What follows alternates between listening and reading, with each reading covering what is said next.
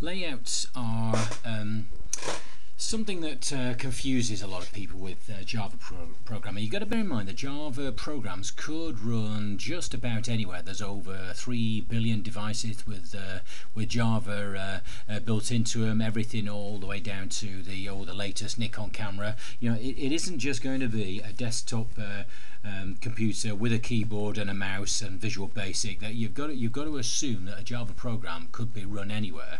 And so to make life as easy as possible for the front end, sort of the GUI to work, a lot of the work is left to Java itself to sort out, and you basically focus on just getting the buttons and the functionality sorted out, and letting Java decide how it should best lay things out. And that causes a lot of frustration for people, especially anybody who's come from the Visual Basic world, where they're used to actually sort of drawing a button and it stays at a very exact location on the screen.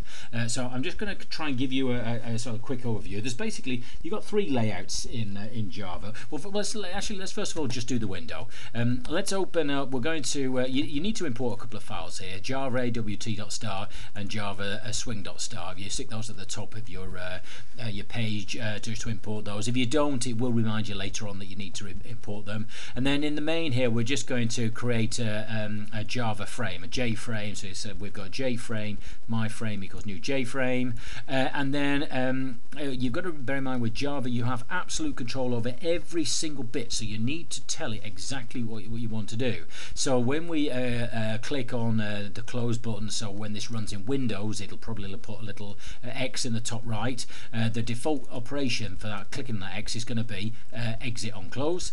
We're going to give it a size. This is 400 pixels across, 300 pixels down.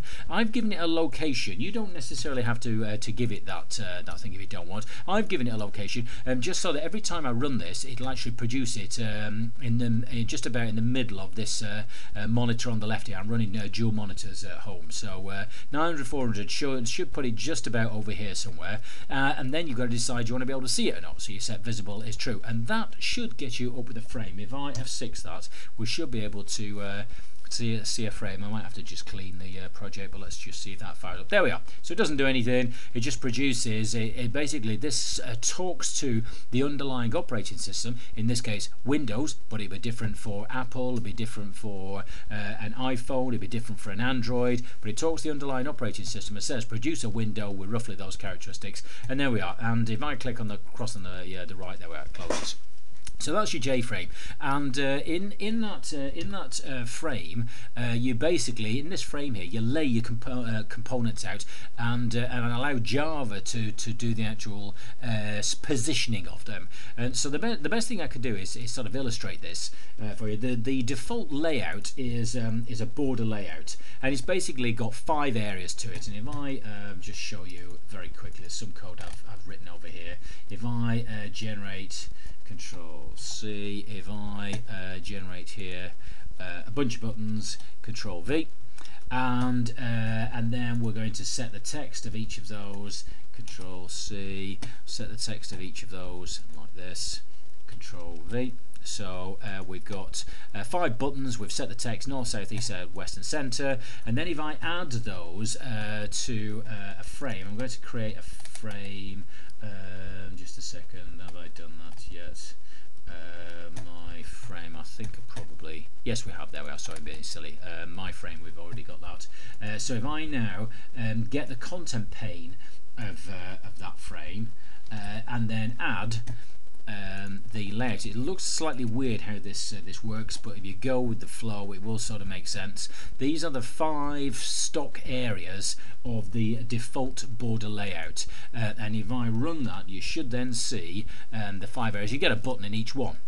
And what it will do is it will expand the button to fill each of those areas. So it's got north up here, there's the centre button, east, south and west, and it's expanded those accordingly. So if I made west, if I made that text a bit bigger, let's just close that down for a second and say the text for this is Control C, V, or something like that. And now let's have a run of that. You'll see that the Java virtual machine will do all the thinking for us in terms of trying to lay this out as best it can for the operating system on which it's running. In this case, it's Windows. So this is a good deal more sophisticated than perhaps you might have been used to with Visual Basic. But that's still pretty limiting. What you may want to do is actually lay these out in a slightly different manner. And what you do is you actually put the stuff in a panel and then put the panel into the border frame, the border layout. So another thing we'll do, we'll leave the buttons the same. Buttons 1, 2, 3, 4, 5. We'll leave the text the same. I'll just remove this bit of text here. I'll cut and paste this onto Moodle so you can have a play yourself. You don't have to type it all back in again.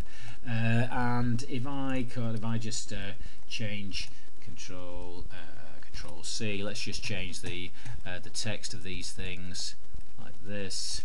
Control V, and I create a new panel. Control C, which is just straightforward, just like that. J panel, and then what I want to do is add. Control C. We're going to add those buttons to that panel, and then what we do is you add the panel to the frame, and that's done like this. There we go, like this. So you've basically got, if I just close this window here, try and make this a little bit easier to see what's going on. We've got a frame, which is the overall container, and then we've got a bunch of buttons which we've set the text for. Let's just neaten that up a bit so you can see what's going on. And then we created a panel.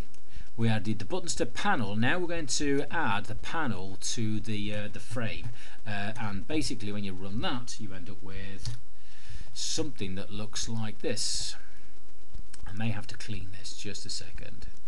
Yeah, that's okay. Let me just clean out this. Sometimes this seems to happen in where I want to do clean and build. I don't know why NetBeans needs that. This doesn't seem to cause a problem when we're in Eclipse, but there we are. Right, it's cleaned it. Let's have another go running now. And we should end up with 5 buttons in the panel. There we are. Now notice that the default layout for a panel is what you call flow layout, so it flows along like a word processor basically. See that these buttons have so the button 5 has flowed along there, and in fact if I was to make let's just make the size, let's make this, I don't know, 200, 300, and let's make the text of this one here, Control C, Control V, just a little bit bigger. Let's just have a look at how that the layout's now automatically spelled out for us, and now you can see it's flowed around. So that's flow layout, so its default is to just flow along here, and what you may want to actually say, no, I want it very specifically in a box. I want them all in a line vertically or all in a line horizontally, and the way you do that, if I stick this back to 500, something like that, what you basically do is your panel, you change the layout of it, you change to a new layout, and it looks basically, this is the how you basically do the wording of it.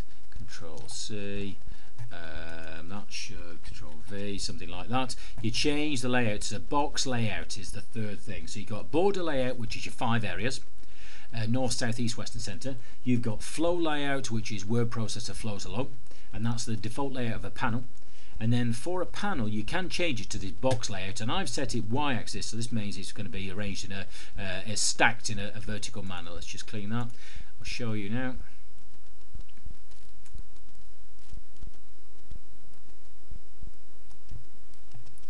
And something's failed there. I've done something wrong.